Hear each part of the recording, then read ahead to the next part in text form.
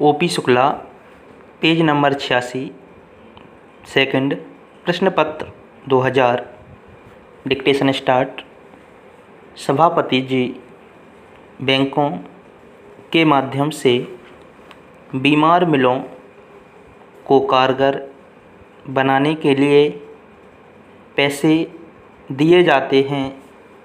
मैं जानना चाहता हूं कि हिंदुस्तान में बैंकों के माध्यम से बीमार मिलों को कितना पैसा दिया गया है। सरकारी बैंकों का पैसा आज जिस प्रकार से पूंजीपति लूट रहे हैं, इसके पीछे 3 शक्तियां हैं। इनमें से एक तो वे लोग हैं जो बैंकों के मालिक हैं या बैंकों के कर्मचारी हैं, दूसरे पूंजीपति हैं और तीसरे बड़े बड़े सरकारी मुलाजिम हैं।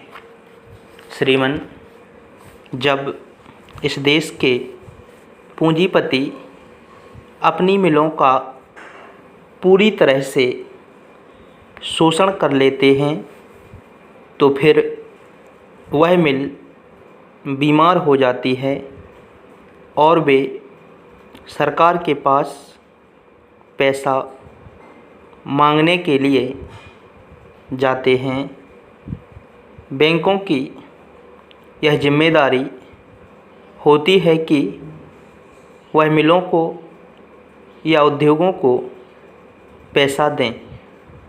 इस प्रकार से बैंकों के माध्यम से जनता की गाढ़ी कमाई का पैसा बीमार मिलों को दे दिया जाता है, जबकि वह मिल चलने योग्य नहीं रह जाती है। आज स्थिति यह हो गई है कि इन पूंजीपतियों को बिना किसी शर्त के पैसा दे दिया जाता है। पूंजीपति अपने कर्मचारियों के माध्यम से इस पैसे को इधर उधर कर देते हैं। उसके बाद फिर सरकार के पास पैसा मांगने के लिए चले जाते हैं। इसके प्रमाण के रूप में मैं आपको कई मिलों के उदाहरण दे सकता हूँ। वहाँ के लोगों ने भी सरकार को इसकी जानकारी दी और आग्रह किया कि इन मिलों को ऋण ना दिया जाए, लेकिन फिर भी बैंकों द्वारा उनको ऋण दिया गया और उसके 1 साल के बाद फिर वे मिलें बंद हो गईं। इसलिए मैं सरकार से आग्रह करता हूं कि सरकार ऐसी मिलों को अपने हाथ में ना ले जिनके चलने की कोई संभावना नहीं है। यदि मज़दूरों के हित में उसको लेना आवश्यक हो तो पहले उसकी जांच कर ले और उसके जिम्मेदार अधिकारियों को निकालकर उसका प्रशासन अपने हाथ में लेकर चलाए।